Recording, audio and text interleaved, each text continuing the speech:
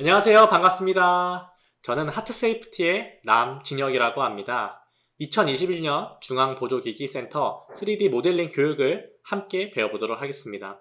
여러분 머릿속에 있는 상상을 펼칠 수 있도록 배워보고자 하니 적극적으로 함께 참여해주세요. 그럼 3D 모델링 강의 시작하도록 하겠습니다. 제 소개를 간단히 해보도록 하겠습니다. 저는 이전에 팹랩서울이라고 하는 메이커 스페이스에서 매니저로 활동하며 메이커 교육을 기획, 운영했습니다. 현재는 코딩 교육 회사에서 강의를 하고 있으며 하트세이프티라고 하는 심폐소생술 교육 기기를 제조하는 스타트업을 운영하고 있습니다. 잘 부탁드리겠습니다. 자, 그럼 이제 3D 모델링이란 무엇인지 함께 보도록 하겠습니다. 자, 여러분 2D와 3D의 차이점이 무엇인지 알고 계신가요? 네, 바로 평면인지 입체인지로 차이를 나눌 수가 있습니다. 그럼 3D 모델링이란 무엇인지 감이 잡힐까요? 3D 모델링은 3차원으로 설계를 진행하는 것을 3D 모델링이라고 합니다. 쉽게 설명하면 입체감 있는 그림을 그린다라고 이해하면 좋을 것 같습니다. 그럼 이러한 3D 모델링은 주로 어떻게 쓰일까요? 과거에는 실제 프로토타입이라고 하는 시제품을 제작하기가 어려워 3D 모델링 툴을 활용하여 설계하고 양산 제품을 만드는 형태로 많이 쓰였습니다. 하지만 현재에 와서는 3D 프린터의 개발로 프로토타입을 제작하는 용도로 많이 사용하고 있습니다. 결국 3D 모델링은 3D 프린터를 활용하기 전에 제일 앞단계의 과정이라고 이해해주면 좋을 것 같습니다.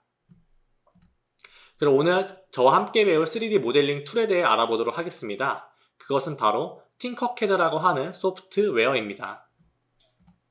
네, 팅커캐드는 미국 기업인 오토데스크사에서 배급하고 있으며 다운로드 받을 필요 없이 웹사이트에서 사용해 볼 수 있는 웹용 소프트웨어입니다. 그래서 인터넷이 가능한 환경이라면 어디서든지 사용해 볼 수가 있어 접근성이 높습니다. 또한 무료여서 더욱 부담없이 여러분들이 쉽게 사용해 볼 수가 있습니다. 그리고 클라우드 기반으로 저장이 되기 때문에 3D 파일을 굳이 갖고 다닐 필요도 없는 장점이 있습니다. 다만 실행하는 웹브라우저가 익스플로저, 엣지 등이 아닌 크롬으로 실행을 해주어야 오류 없이 잘 작동하니까요. 웹브라우저 크롬이 없는 분들은 크롬을 설치하고 팅커캐드에 접속을 해주어야 하니까 이 점 참고해 주세요. 그럼 함께 회원가입을 진행해 보도록 하겠습니다. 아까 말씀드린 것처럼 크롬을 설치하고 실행을 해주세요. 그리고 크롬에서 팅커캐드라고 검색을 해주세요. 자, 그럼 위와 같이 웹사이트 제목이 나옵니다. 그 제목 있는 부분을 클릭해서 들어가 주세요. 그럼 팅커캐드 홈페이지가 나오게 됩니다. 딱 봐도 3D 모델링 느낌이 물씬 나지 않나요?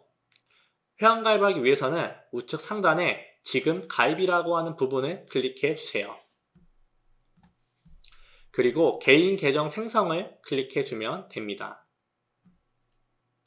자, 회원가입 방법으로는 이메일로 등록, 구글 로그인, 애플 로그인 등이 있는데 여러분들이 편한 방식으로 회원가입을 진행해 주세요. 자, 회원가입을 한 후 왼쪽 상단에 팅커캐드 로고를 클릭하게 되면 위와 같이 나의 계정의 홈 화면이 나오게 됩니다. 중간에 있는 게 제가 작업했던 3D 모델링 파일들입니다. 첫 모델링을 하기 위해서는 새 디자인 작성을 클릭해야 되니까요. 그 부분을 클릭해 주세요. 자, 그럼 화면과 같이 3D 모델링을 할 수 있는 도화지가 나오게 됩니다. 자, 우선 인터페이스에 대해 설명드리도록 하겠습니다. 가운데 작업 평면이라고 적혀 있는 부분이 도화지처럼 여러분들이 그림을 그릴 수 있는 작업 영역입니다. 우측에 있는 도형들을 가운데 작업 평면으로 가지고 와서 레고를 쌓듯이 그림을 그려나가면 됩니다. 자, 그럼 화면 조작에 대해 안내해 드리도록 하겠습니다. 자, 모델링을 할 때는 마우스가 반드시 필요합니다. 마우스로 화면 조작을 하기에 마우스가 없으면 불편해서 모델링을 하기가 어렵습니다. 자, 마우스의 경우에는 우리 마우스 휠을 앞뒤로 왔다 갔다 하게 되면은 확대와 축소가 되는 것을 확인해 볼 수가 있습니다. 그리고 마우스 휠을 클릭한 상태에서 움직이게 되면은 도화지를 이동시키는 것을 확인해 볼 수도 있습니다. 자, 마지막으로 마우스를 우측 클릭한 상태에서 살짝 마우스를 돌려주게 되면은 내가 보는 시점이 바뀌는 것을 확인해 볼 수가 있습니다. 이렇게 보니까 3D라는 것을 확인해 볼 수가 있네요. 네. 자, 그래서 여러분들이 마우스로 화면 조작을 해볼 수 있으니까요. 꼭 마우스와 우리 화면 조작하는 방법을 익혀주세요. 그리고 왼쪽에 상단에 보시게 되면은 뷰박스라고 하는 박스가 하나 있습니다. 이 박스 같은 경우에는 여러분들이 마우스로 클릭해서 그 화면을 볼 수가 있으니까요. 네, 이 부분도 확인해 주시고요. 그 아래 홈뷰, 그리고 모드뷰의 맞춤, 확대, 축소 기능이 있어서 여러분들이 왼쪽에 있는 이 부분을 활용해서도 내가 볼 수 있는 시점을 바꿔볼 수 있으니까요. 이 점도 참고해 주세요. 자, 그럼 우리 한번 우측에 있는 도형들을 작업 평면에 올려보도록 하겠습니다. 자, 도형 같은 경우에는 마우스 왼쪽으로 클릭한 다음에 드래그해서 가져오면 됩니다. 자, 도형 같은 경우에는 굉장히 다양한 도형들 많이 있습니다. 여러분들 한번 직접 여러 가지 도형들 가지고 오면서 어떤 도형들이 있는지 파악을 해주세요. 자, 우리 함께 도형을 이동시켜 보도록 하겠습니다. 도형을 이동시키는 방법은 두 가지가 있습니다. 마우스로 드래그해서 움직임을 줄 수가 있고요. 그럼 여러분들이 여기 가운데 있는 원뿔 화살표를 누르게 되면은 위아래로도 왔다 갔다 해볼 수가 있습니다. 3D가 맞죠? 네. 자, 그리고 여러분들이 키보드에 있는 방향키를 활용해서도 움직임을 줄 수가 있습니다. 키보드에 있는 방향키는 총 4개로 되어 있죠? 네, 왼쪽, 오른쪽, 앞, 뒤로도 움직일 수가 있는데, 자, 문제가 있습니다. 자, 우리가 공중으로 띄울 수도 있고 바닥으로 떨어뜨릴 수도 있는데, 자, 그 방법은 어떻게 해야 될까요? 자, 정답은 바로 컨트롤 키를 누른 상태에서 방향키 위와 아래를 눌러주게 되면은 공중으로 올리고 바닥으로 내리는 것도 해볼 수가 있습니다. 자, 마우스 왼쪽 클릭을 하게 되면은 큰 움직임을 줄 때 편하게 이동시켜 볼 수가 있고요. 자, 방향키를 활용하게 되면은 미세한 움직임을 주면서 디자인을 해볼 수가 있으니까 이 부분 참고해 주세요. 자, 여러분 도형 이동 잘 됐을까요? 자, 도형을 이동하다 보니 작업 평면이 너무 작다고 느껴지진 않나요? 자, 우리 도화지를 더 넓혀 보도록 하겠습니다. 우측 아래에 있는 그리드 편집이라는 박스가 있습니다. 이 부분을 클릭해 주세요. 자, 클릭하게 되면은 단위를 설정할 수가 있고 여러분들이 폭하고 길이를 설정할 수 있어서 도화지를 더 크게 만들어 볼 수도 있습니다. 다만 너무 크게 만들면 렉이 걸릴 수도 있으니까요. 우리는 그냥 그대로 유지해서 만들어 보도록 할게요.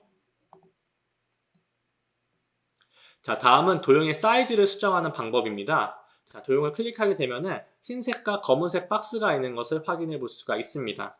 흰색 박스를 누르게 되면은 두 개의 축으로 크기 변형을 시켜볼 수가 있고요. 검은 박스를 누르게 되면은 한쪽 축으로만 크기를 조절해 볼 수가 있습니다. 가운데 있는 흰색 박스를 누르게 되면은 위아래로도 늘려볼 수가 있으니까 참고해 주세요. 다만 도형이 같은 경우에는 비율대로 늘려야 더 이쁘게 모양을 만들어 볼 수가 있습니다. 자, 비율대로 사이즈를 늘리는 방법은 우리 키보드에 있는 Shift 키를 누른 상태에서 박스를 눌러 마우스를 이동하게 되면은 비율대로 크기가 늘었다 줄었다 하는 것을 확인해 볼 수가 있습니다. 자, 이런 식으로 도형의 크기를 조절해 볼 수 있으니까요. 확인해 주세요. 자, 이번에는 도형을 복사하고 합치는 것에 대해 알아보도록 하겠습니다. 복사하고 싶은 도형을 클릭한 상태에서 여러분들이 잘 알고 있는 컨트롤 C와 컨트롤 V를 눌러서 복사 붙여넣기를 해볼 수가 있습니다. 자, 보시게 되면은 컨트롤 C, 컨트롤 V를 누르게 되면은 붙여넣기가 가능한 것을 보이시죠? 자, 단축키에 대해 하나 더 알려드리면은 이전으로 가기 단축키가 뭔지 알고 계신가요? 네, 바로 컨트롤 Z키를 누르면은 이전으로 돌아가 볼 수가 있습니다. 자, 앞으로 가기는 컨트롤 Y를 눌러주면은 앞으로 가기도 가능하니까요. 이 점 참고해 주고요. 자, 이 위쪽 상단에 있는 명령 취소, 그리고 명령 복구, 이 부분의 아이콘을 클릭해서도 여러분들이 이전으로 가기, 앞으로 가기를 해볼 수도 있습니다. 자, 이번엔 도형을 한번 합쳐볼 건데요. 자, 2개 이상의 도형을 합쳐보려면은 내가 합칠 도형들을 Shift를 눌러서 클릭해서 선택을 하거나 또는 마우스로 드래그해서 선택을 해주면 됩니다. 그 다음에 우측 상단에 있는 여기 합치기라고 하는 그룹화가 있습니다. 자, 단축키로는 컨트롤 G입니다. 자, 이 부분을 누르게 되면은 도형이 합쳐지는 것을 확인해 볼 수가 있습니다. 자, 이 그룹을 합치었는데 뭔가 마음에 안 드는 부분이 있습니다. 그런 경우에는 그룹 해제도 있습니다. 그룹을 해제하는 방법은 상단에 있는 그룹화에서 우측에 있는 그룹 해제를 누르게 되면은 다시 그룹 해제가 되는 것을 확인해 볼 수가 있습니다. 자, 이런 식으로 여러분들이 레고처럼 도형을 쌓아서 그림을 만들어 갈 수 있다고 생각하면 좋을 것 같습니다. 자, 이번에는 색상을 변경해 보도록 하겠습니다. 도형을 클릭하게 되면은 도형에 대한 상세한 창이 나오는 것을 확인해 볼 수가 있습니다. 이거 도형의 상세창이라고 해보겠습니다. 이 상세창에서 솔리드라고 하는 부분이 있습니다. 이 부분을 클릭해 주세요. 자, 그러면은 사전 설정이라고 해서 다양한 색상이 나오는 것을 확인해 볼 수가 있는데요. 여러분이 마음에 드는 색상을 클릭하게 되면은 도형의 색상이 변경되는 것을 확인해 볼 수가 있습니다. 자, 여러분이 마음에 드는 색상으로 도형을 바꿔주세요. 자, 그 다음에 제가 이번에도 아까처럼 한번 같이 그룹화를 해보도록 하겠습니다. 자, 그룹화를 하게 되면은 문제가 있습니다. 어떤 문제인지 보셨나요? 자, 내가 설정했던 색상이 모두 단색이 되는 것을 확인해 볼 수가 있습니다. 자, 이것을 수정해 보려면은 다시 한번 솔리드를 클릭하게 됩니다. 그 다음에 하단에 있는 여러 색이라고 하는 박스를 눌러주면은 자, 다시 내가 선택했던 색상이 나오는 것을 확인해 볼 수가 있습니다. 자, 이런 식으로 여러분들의 도형들의 색상을 변경해 볼 수 있으니까 이 점 참고해 주세요. 자, 이번에는 그룹화를 통해 구멍을 한번 만들어 보도록 하겠습니다. 자, 도형 두 개를 우선 겹쳐 놓습니다. 보이시죠? 그 다음에 솔리드 옆에 있는 구멍이라는 아이콘을 클릭해 주세요. 그러면 도형이 반투명되는 것을 알 수가 있습니다. 이후 두 개의 도형을 드래그해서 함께 선택을 한 후 우측 위에 있던 아까 배웠던 합치기, 그룹화를 눌러주세요. 자, 그러면 위와 같이 모양이 깎여 나가는 것을 확인해 볼 수가 있습니다. 자, 이런 식으로 도형을 합치고 뚫으면서 내가 원하는 도형들을 마구마구 만들어낼 수 있으니까요. 다양하고 재미난 도형들을 만들어 주세요. 자, 여기까지만 배우면은 여러분들의 머릿속에 있는 상상의 나래들을 띵어캐드에서 모두 표현해 볼 수가 있을 겁니다. 벌써 두근두근 하지 않나요? 자, 여러분들의 상상의 나래를 펼치기 전에 몇 가지 기능만 추가적으로 더 알려드리도록 하겠습니다. 자, 우선 정렬과 대칭 기능에 대해 알아보도록 하겠습니다. 자, 정렬과 대칭의 아이콘은 우측 상단에 우리 언그룹, 그룹 해제 옆에 있는 아이콘이 정렬과 대칭의 아이콘입니다. 자, 정렬하기 위해서는 두 개 이상의 도형들을 드래그해서 묶거나 Shift 누른 상태에서 선택을 해주셔야 합니다. 자, 그렇게 되면은 정렬이라고 하는 아이콘을 클릭하게 되면 여기 원점이 나오게 됩니다. 자, 이 원점 같은 경우에는 각 3등분으로 나눠져 있어서 여러분들이 그 원점 누르게 되면은 그쪽으로 도형들이 합쳐서 모여지는 것을 확인해 볼 수가 있습니다. 자, 가운데 도형까지 누르게 되면은 모든 도형이 하나에 합쳐지는 것을 확인해 볼 수가 있죠. 자, 여러분 이런 식으로 정렬 기능을 활용해서 반듯하게 여러분들이 디자인을 해볼 수가 있습니다. 그리고 대칭 기능입니다. 자, 그 대칭을 한번 해볼 건데요. 자, 대칭 같은 경우에는 내가 대칭하고 싶은 도형을 클릭한 다음에 정렬 옆에 있는 대칭 아이콘을 클릭해 줍니다. 그러면 화살표 모양이 나오는데 그 화살표 모형대로 도형의 대칭을 바꿔볼 수가 있으니까요. 이 부분도 유용하게 사용해 볼 수가 있겠죠. 자, 그리고 우리 엄청 유용한 기능이 하나 있는데요. 바로 작업 평면이라는 기능입니다. 응? 바닥에 있는 작업 평면이요? 네, 맞습니다. 작업 평면은 내가 원하는 위치에 그림을 그릴 수 있게끔 도움을 주는 기능인데요. 자, 우선 도형을 작업 평면 위에 하나 올려놓고 우측 위에 있는 작업 평면이라고 하는 아이콘을 클릭해 줍니다. 그러면은 마우스 커서에 네모난 실루엣이 나오게 되는데요. 이때 내가 그림을 그리고 싶은 도형의 한쪽 면을 클릭해 주세요. 그러면 그 위에 평면이 생기면서 도형을 그곳에 놓을 수 있게끔 변화가 생기게 됩니다. 자, 이 다음에 여러분들이 도형을 올려놓게 되면은 이런 식으로 도형을 결합해 볼 수가 있는 거죠. 어떤가요? 이제는 더욱 내가 원하는 곳에 모델링을 해볼 수 있겠네요. 자, 마지막으로는 우리 눈금자라는 기능에 대해서 알아보도록 하겠습니다. 자, 이 눈금자 같은 경우에는 눈금자 아이콘을 클릭한 후 작업 평면 바닥에 클릭을 해주면은 자, 내가 선택한 도형의 모든 수치를 나타내주는 기능입니다. 자, 이 수치 같은 경우는 여러분들이 클릭해서 쉽게 수치를 변형하면서 크기를 늘려볼 수가 있어서 정확한 수치를 입력해서 디자인을 필요로 하는 경우에는 굉장히 쉽게 해볼 수가 있습니다. 자, 이 기능을 활용하면 수치를 빠르게 넣어서 모델링을 해볼 수가 있겠죠.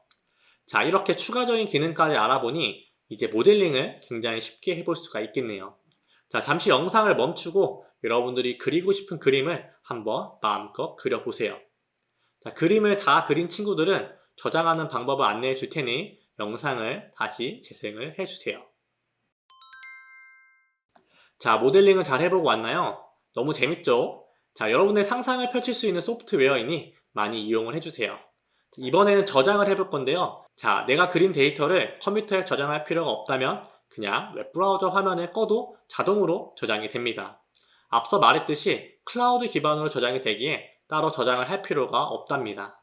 다만 우리가 3D 프린터를 사용하기 위해 데이터를 추출해야 한다면 우측 상단에 있는 내보내기 라는 박스를 클릭해 주세요. 그럼 위와 같이 화면이 나오는데 여기에서 3D 포맷을 STL로 선택을 하게 되면 파일이 저장이 됩니다. 자, 이 STL이라는 파일은 3D 프린터를 보낼 수 있는 최적의 데이터 형식이니 이 점을 참고해서 3D 프린터를 출력할 때는 이렇게 저장을 해주세요. 그럼 다음 시간에 봬요. 모두 안녕!